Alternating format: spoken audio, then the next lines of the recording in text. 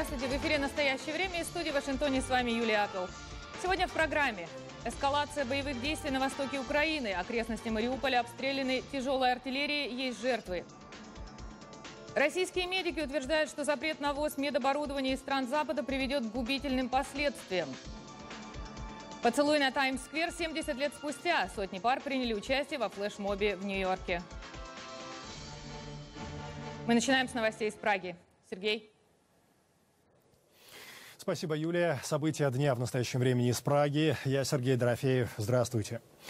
Донбасс. Неделя начинается с настоящей войны. Из Киева сообщают, за сутки режим прекращения огня нарушается 148 раз. Среди военнослужащих украинской армии есть убитые и раненые. Тяжелая ситуация в Донецке и окрестностях. Горожане спускаются в бомбоубежище, однако укрытий на всех не хватает. Тем же, у кого собственные дома, чаще всего идти просто некуда. Люди прячутся в подвалах. Кто-то остается на месте, надеется на чудо, что снаряды пролетят мимо. Меня вон дом повредило, стекло вылетело, все. В доме тоже повредило. Вот. Ну, я успела выскочить. А куда я спрячусь? Я сижу, что Бог даст. Сижу в доме. Убьет, значит, убьет. Куда деваться? Третий день подряд сейчас. 3 дня подряд вот это. Вот как только темнеть начинает, и пошли по нас. Под обстрелом также город Авдеевка и село Пески, недалеко от Донецкого аэропорта. Есть информация, что там работают системы залпового огня «Грады», запрещены Минскими мирными соглашениями, отмечу. В результате обстрела Красногоровки от осколочных ранений гибнет мирный житель. В Совете национальной безопасности и обороны СНБО заявляют, в последнее время количество российских военных на границе с Украиной увеличилось до 50 тысяч, что вызывает опасения эскалации конфликта. Такие данные СНБО приводит британская газета «Индепендент». В Совете считают, на самой территории Украины находится почти 9 тысяч российских военных. Москва эти цифры опровергает. В прифронтовом Мариуполе сегодня траур по погибшим в Сартане, это окраина города. В результате вечернего и ночного мощнейших обстрелов есть погибшие и раненые. Среди пострадавших дети. Точные цифры убитых и госпитализированных разнятся. Повреждены около 50 домов, 2 дома полностью разрушены. Коллеги, подробнее. Разрушено минимум 55 домов, из них 5 по причине прямых попаданий. Сейчас в поселке нет электричества, газа и воды. Знакомого в легкое осколок попал. Да в больницу. А детвора как? Чтоб люди знали. Вы же сами видите, на кого похож. Детей жалко. Хотели вот жалко покупать здесь дома. Купили. Весной заселились в доме. А сейчас уже не знаю. На месте работают спасатели, психологи, милиция, военные и местные власти. Сартана обстреливается уже в 5-й раз. Впервые это случилось 14 октября прошлого года, рассказывает поселковый голова Степан Махсма. Это не первые жертвы. Чем этот обстрел отличается от тех предыдущих? Ничем не отличается. Такой же почерк и такой же обстрел. С тех же позиций, с тех же территорий, с тех же орудий. Когда снаряд попал в похоронную процессию, погибло 7 человек на месте, 16 были травмированы. Обстрел Сартаны велся с 2 направлений. Со стороны Саханки и Тяпского работало несколько орудий. Было сделано большое количество выстрелов. Насчитали около 30 воронок. По тем осколкам, которые мы находили, это однозначно снаряды большого калибра. Пресс-офицер сектора М Ярослав Чепурной считает, что основной целью обстрела было посеять панику среди населения и усилить пророссийские настроения. Юлия Гаркуша, Андрей Рыжков. Настоящее время. Новая фаза войны преподносится федеральными СМИ как наступление украинской армии. Комментируя ухудшение ситуации, министр иностранных дел России Сергей Лавров заявляет о возможных попытках Киева решить вопрос силой. Нас тревожит развитие событий последних дней, которое очень сильно напоминает подготовку к очередным боевым действиям. Военные же в Киеве причиной эскалации называют обстрел со стороны боевиков непризнанных республик. В районе Мариуполя в 21:40 В районе Мариуполя в 21:40 незаконное вооруженное формирование вели огонь со 122 миллиметровой артиллерии и минометов по Новогригорьевке. А около 10 вечера они применили артиллерию калибра 152 мм по нашим позициям в Гранитном и Сартане. В целом, 16 августа российско-террористические войска 148 раз нарушили режим прекращения огня. В Европейском Союзе эскалацию на Донбассе, повлекшую гибель людей, резко осудили. При этом официальный представитель главы дипломатии ЕС уклонилась от ответа на вопрос, является ли военные действия близ Мариуполя той самой красной линией о недопустимости пересечения которой ранее и предупреждал Евросоюз. И о мирной жизни Украины. Государственные коммунальные службы не могут справиться с утилизацией многих и многих сотен тонн мусора, скопившегося на свалках, сообщает корреспондент программы. Частные предприниматели предлагают свою помощь. Как из отходов можно делать деньги, узнавала Ирина Кононенко. Более 12 тысяч квадратных километров занимают свалки мусорных отходов в Украине. Хмельницкая, Харьковская, Запорожская области. Здесь находятся самые масштабные мусорохранилища в стране. Близлежащие села просто задыхаются от вони. Якщо вітер звіте, то добре чути, я вам правду кажу. Воно якимось і газом. Миллионы тонн мусора не только занимают огромные площади, но и очень опасны. Часто отходы просто трамбуют без какой-либо изоляции между шарами, а это приводит к взрывам и пожарам. Вот это одно из самых опасных мусорохранилищ в Украине. Находится оно в Виннице. Но именно здесь с недавних пор научились из отходов делать свет. Коммунальное предприятие, которым руководит Владимир Черновол, заброшенную свалку взял в свои руки и превратил в единственное на всю Украину образцовое мусорохранилище. Общая площадь полигона составляет 16 гектаров, а под мусором около 14. Мы начали проводить технологическую пересыпку, благодаря этому полностью избавились от пожаров. Потом сдали анализы газа, который выделяет мусор. Результаты показали, что он может использоваться в промышленных целях. За сутки из такого газа вырабатывается 24 киловатт электрики. Это хватит для целого микрорайона большого города. А если построить мощную электростанцию, то реально обеспечит электричеством целый город. Это и двигатель. Собственно, он и производит электроэнергию. Данная установка чем отличается от классических ТЭЦ и других оборудований? Тем, что оно сжигает не классическое топливо, как уголь, мазут и другое, а оно сжигает бесплатный полигонный газ. Перекрывать какие-то веерные отключения можно за счет этой установки вполне свободно. Таким электричеством уже заинтересовались в местном облэнерго. А запасов газа и, соответственно, света должно хватить на целых 15 лет. Ирина Кононенко, «Настоящее время», Винница.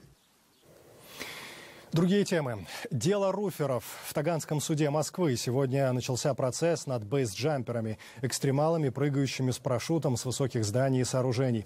На скамье подсудимых 5 молодых людей.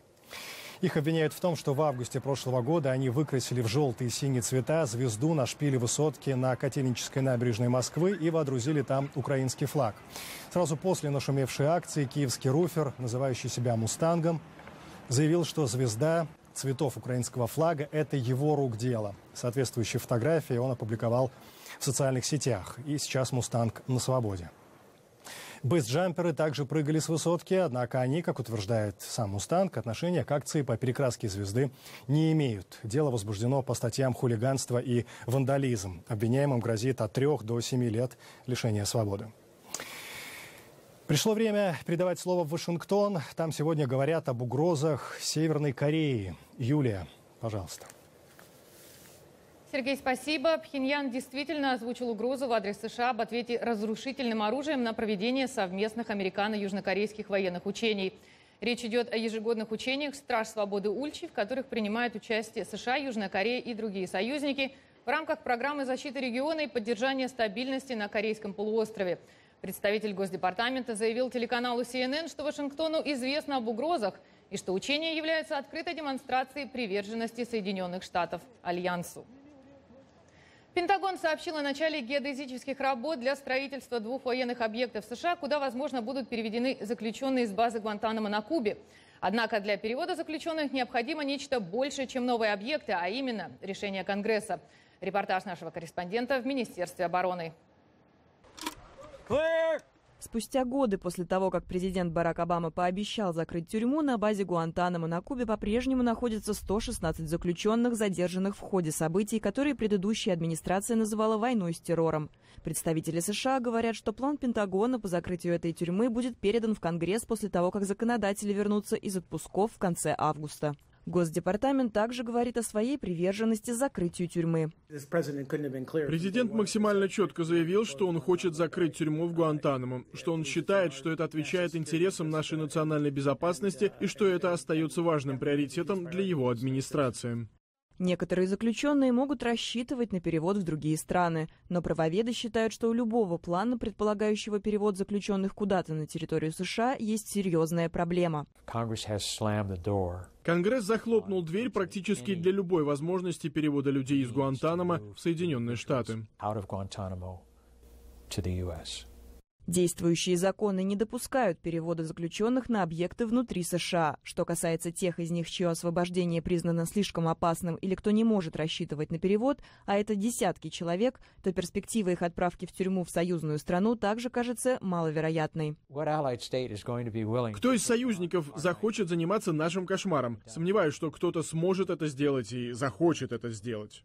Учитывая новости о геодезических работах на военных объектах, кажется, что Пентагон рассчитывает на то, что Конгресс изменит закон, а до этого тюрьма на Гуантанамо останется открытой, что, конечно же, означает, что ее двери будут закрытыми. В минувшее воскресенье на востоке Индонезии разбился пассажирский самолет. На его борту находились 54 человека. Рейс 267 авиакомпании Trigana Air совершал полет, обычная продолжительность которого 50 минут. Но примерно через полчаса после взлета авиадиспетчеры потеряли связь с самолетом.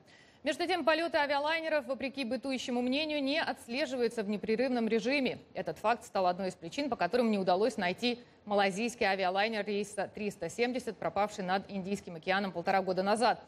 Почти 3/4 поверхности нашей планеты недосягаемы для наземных радаров, которые обычно используются для отслеживания самолетов. Американская компания планирует вывести специальные приборы в открытый космос с тем, чтобы они наблюдали за всей поверхностью Земли и самолеты больше не терялись. Сюжет Кэролин Присути.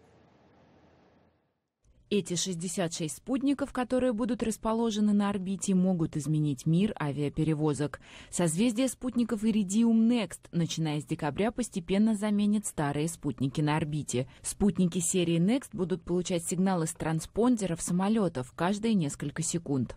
Пролетая над Индийским океаном, рейс MH370 оказался вне пределов досягаемости малайзийского военного радара. Прошло более года, а самолет до сих пор не нашли. Это наглядно продемонстрировало всему миру то, о чем уже знали те, кто занимается авиаперевозками, что более 70% поверхности Земли и воздушного пространства не поддается наблюдению. То есть значительную часть времени находящиеся в воздухе самолеты отслеживать невозможно. Дон Тома из компании Арион говорит, что спутники Next позволят вести непрерывное видеонаблюдение. Посмотрите на луч, исходящий лишь от одного из спутников, и вы увидите, как все вместе они смогут покрыть каждый сантиметр поверхности планеты. Система Iridium управляет своими спутниками из центра управления в штате Вирджиния. Поскольку сейчас невозможно отслеживать полет над всей поверхностью океана, правила безопасности требуют соблюдения большой дистанции между самолетами. Когда через 3 года система Next будет полностью развернута, самолеты смогут летать ближе друг к другу, что позволит авиакомпаниям повысить эффективность и сэкономить топливо. Пассажиры также выиграют, поскольку будет больше рейсов, в том числе прямых, в разные точки мира. Кроме того, начато строительство Центра управления действиями в чрезвычайных ситуациях в 10 километрах к северу от ирландского аэропорта Шеннон. Если вдруг самолет потеряется, авиакомпания может запросить у Центра последнюю информацию о том, в какой точке в последний раз поступали данные с этого самолета. Судебные власти США настаивают на том, чтобы их коллеги из Евросоюза заморозили денежные активы на сумму примерно $1 миллиард, имеющие отношение к президентской семье Узбекистана. Это счета шведской фирмы TeliaSonera, голландской Wimpelcom и российского телекоммуникационного гиганта «Мобильные телесистемы». Короткий комментарий на эту тему у Вадима Оленичева. Как считают следователи Министерства юстиции США, все 3 телекоммуникационных компании, фигурирующие в деле, перечисляли теневые платежи фирме Takilant. По сведениям, эту фирму контролирует дочь узбекского президента Ислама Каримова Гульнара. Предполагаемая цель платежей – обеспечить права на увеличение коммерческого присутствия на телекоммуникационном рынке Узбекистана. По сообщению российских СМИ, ранее МТС располагала в Узбекистане базой в 10 миллионов клиентов. Но в 2012 году узбекские власти отобрали активы компании за долги. В России МТС является лидером рынка, обслуживая более 100 миллионов абонентов. По сведениям, сейчас крупнейший российский оператор мобильной связи пытается вернуться на рынок Узбекистана.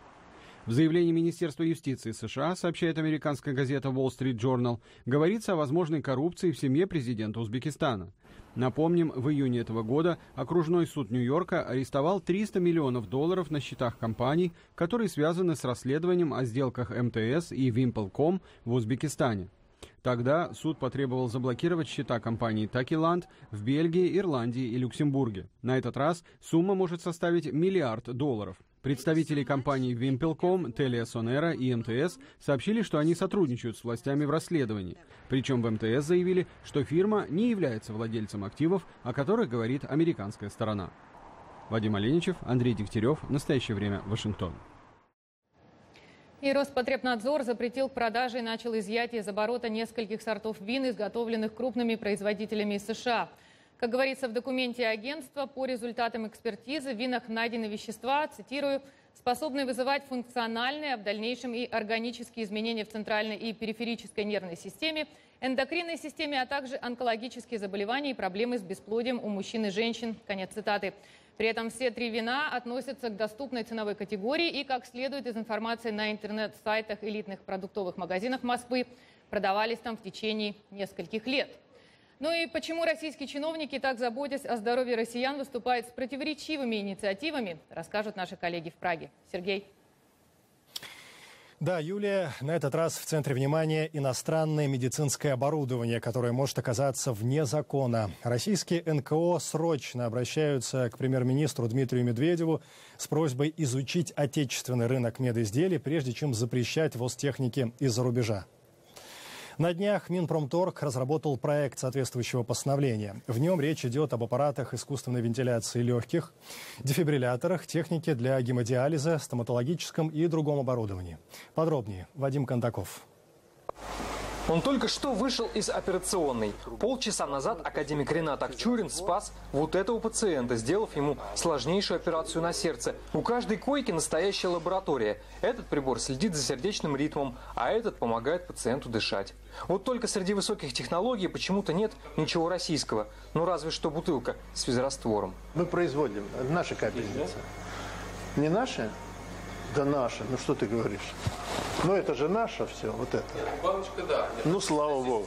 И это не потому, что они не патриоты или не любят отечественного производителя. Просто оборудование, с помощью которого эти врачи вот прямо сейчас, в эту минуту, спасают человеческие жизни, в России почему-то не делают. Вообще. Предположим, этого не будет. Это выйдет из строя, вам нечем будет изменить. Это просто будет сложнее работать, либо работать будет вообще невозможно. Результат лечения больных резко ухудшится. Ну, казалось бы, зачем подвергать риску жизни людей? Но в российском Минпромторге, видимо, считают, что сейчас самое время отказаться от импорта и показать, что мы и сами можем делать. Что там в перечне проекта постановления правительства? Ультразвуковые сканеры, инкубаторы для новорожденных и протезы. Не говоря уж о какой-то марле. Разволокняются, рвутся. То есть вместо одного бинта, там аналога какого-нибудь зарубежного, приходится использовать 4. Один импортный бинт или 4 русских. Пациентам, что попадают в российский кардиоцентр, до этого, конечно, дела нет. Врач должен лечить, невзирая на политику и временные трудности. Врачей вообще редко спрашивают о чем-то, кроме здоровья, говорит первый министр здравоохранения Российской Федерации академик Воробьев. Сидя в министерстве, невозможно иметь представление о том, что творится в жизни. Ну так собирайте врачей, говорите, советуйтесь с ними. Никогда. Вот и на этот раз ни с академиком Воробьевым, ни с академиком Акчуриным импортозамещающее постановление никто не обсуждал. Наверное, потому что тогда чиновники услышали бы не совсем то, что хотели бы услышать. Вся медицинская промышленность должна быть основана не на ура-патриотизме, и не на квасном патриотизме, а на жесткой космической приемке, требованиях как это делают американцы. Акчурин уверен, что министерский проект так и останется проектом, хотя считают, что лет через 5-6 российские предприятия вполне смогут освоить производство сложной техники. Просто если закрыть границы прямо сейчас, цена патриотизма будет слишком высокой. Вадим Кондаков, Станислав Феофанов. Настоящее время. Тем временем в минувшие выходные в центре Москвы гражданские активисты митингуют на Манежной площади, выступая против антисанкций, против уничтожения иностранных продуктов. Участников акции активно при этом поддерживают и прохожие. Надо искать друзей, а не врагов. А Путин ищет врагов постоянно. Одних, других, третьих. Так жить нельзя. Я хотела сказать, что скоро нас не будут лечить совсем в наших бесплатных поликлиниках. Каждый чиновник на своем месте, на любом уровне стремится достичь максимума своей некомпетентности. В Ленинградской области новый скандал вокруг земель, выкупленных для возведения города-спутника Санкт-Петербурга Южного. Градозащитники при этом уверены, земли продали незаконно, в то время как участники сделки говорят о ее максимальной прозрачности и чистоте. О городе-спутнике Южном заговорили 3 года назад, как о приоритетном объекте развития мегаполиса Петербурга. Планировали, что его часть будет на территории города, а часть в Ленинградской области. Но если ситуация с городом оказалась чиста, то в сделке с областью активисты обнаружили нарушение законов. Например, приватизация водоемов и прибрежных зон запрещена водным и земельным кодексами. На частной территории оказался даже военный объект. В том числе на этой территории, на территории Строгачинского леса, находится радиомаяк военного аэродрома, дальнеприводный, который также должен находиться в собственности Российской Федерации. Старт Девелопмент, который купил участок у администрации Гатчинского района, настаивает, что сделка законна, ведь согласно публичной кадастровой карте купленный участок составляет единое целое. И на сегодняшний день все, включая реки, береговые зоны и леса, находятся в частной собственности. Если говорить о береговой линии рек, то речь идет лишь о нескольких гектарах земли. Понятно, что в силу закона эта территория является водоохранной зоной, и ее никогда и никто не предлагал использовать ни под какой вид застройки. Активисты утверждают, что именно реки и болота, находящиеся на данном участке, питают водную систему парков, относящихся к всемирному наследию ЮНЕСКО. Привлекли, опять-таки, лучших гидрологов России. Они придумали, как с помощью Южного можно будет восстановить вот эту систему гидроснабжения, которая действительно находится в ужасном состоянии. Но речки, которые якобы питали, они никогда не питали и питать не смогут. Есть еще один очень болезненный вопрос. Вопрос памяти о Второй мировой войне. Там, где будут строить город-сад, сейчас находится Кондакопшинский мемориал. Во время Второй мировой здесь шли кровавые бои и вечная слава о сотнях павших здесь может оказаться не такой уж и вечной. На наш взгляд, это не совсем совпадает вообще с концепцией самого мемориала, вот этой вот некой охранной зоны, да, где люди приходят спокойно посидеть в тишине на скамейках, да, о чем-то подумать, вот, возложить венки, цветы на могилы. Сделку купли-продажи в 2010 году осуществляла администрация Гатчинского района, который в тот момент руководил нынешний глава Республики Карелия Александр Худилайнен. За несколько лет до этого он уже был замешан в аналогичном скандале. В тот раз он проходил по уголовному делу в качестве свидетеля. Александр Касаткин, Ксения Аблес. Настоящее время. Ленинградская область. Продолжаем. Далее у нас вновь эфир из Вашингтона. У коллег другие темы. Юлия. Спасибо, Сергей. В Нью-Йорке в минувшие выходные состоялся необычный флешмоб. Его свидетелями стали наши корреспонденты Михаил Гудкин и Сергей Гусев. Самая известная фотография Альфреда Эйзенштадта «Поцелуй на Таймс-сквер» в день окончания Второй мировой войны уже давно стала частью массовой культуры. В Сарасоте, штат Флорида, установлена гигантская статуя Стюарта Джонсона, воспроизводящая знаменитый поцелуй. В канун 70-й годовщины победы над Японией скульптуру привезли в Нью-Йорк, и этот образ действительно пошел в массы.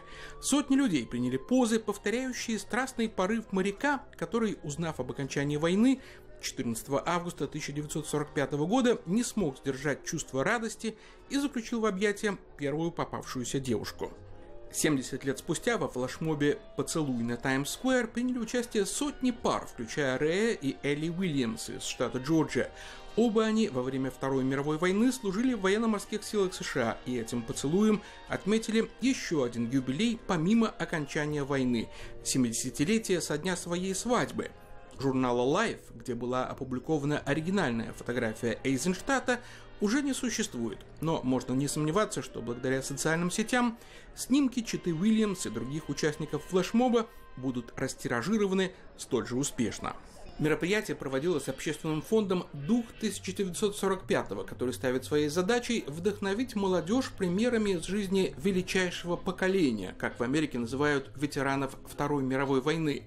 Статуя Сьюарта Джонсона высотой в 9 метров задержится в Нью-Йорке еще на несколько дней. Михаил Гудкин, Сергей Гусев. Настоящее время из Нью-Йорка.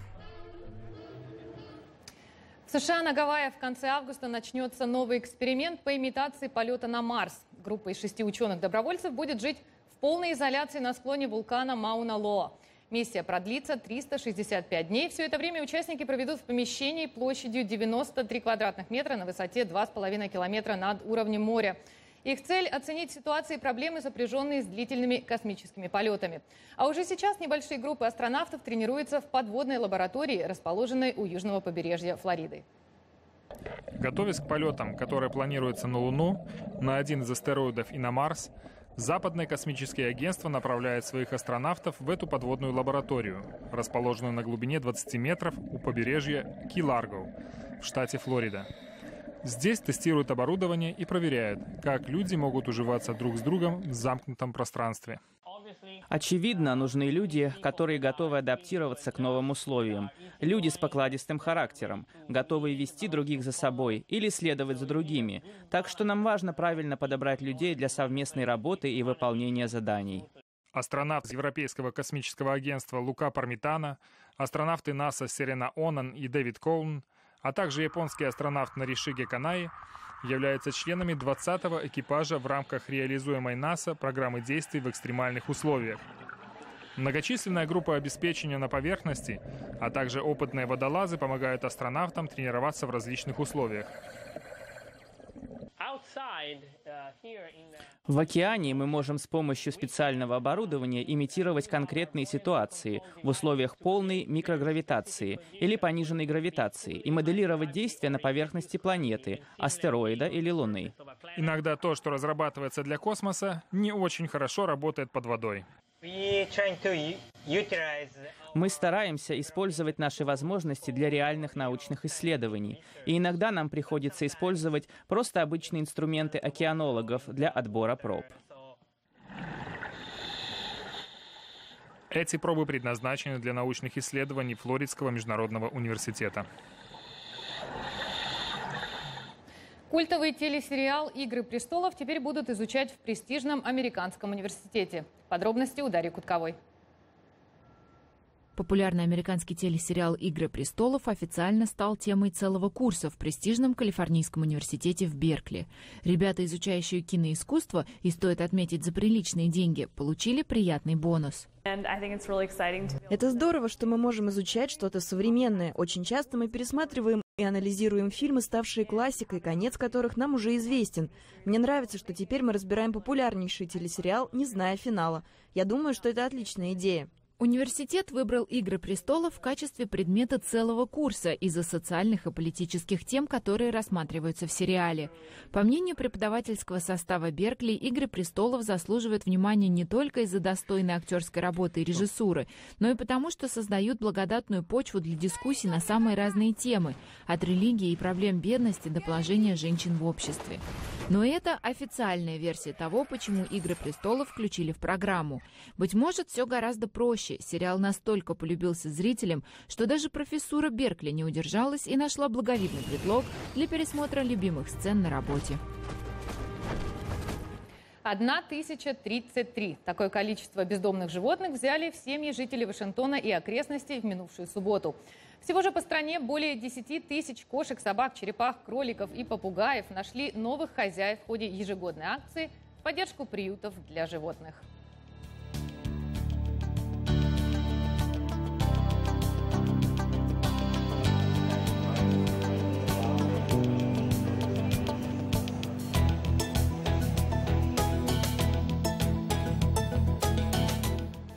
На этом наша передача подошла к концу. Спасибо, что были с нами. Мы благодарим коллег в Праге и прощаемся с вами до завтра. Сергей? Мы благодарим коллег в Вашингтоне и всех наших зрителей также. Смотрите нас в эфире своих национальных телеканалов. В настоящее время Сергей Дорофеев. Всего доброго, до свидания.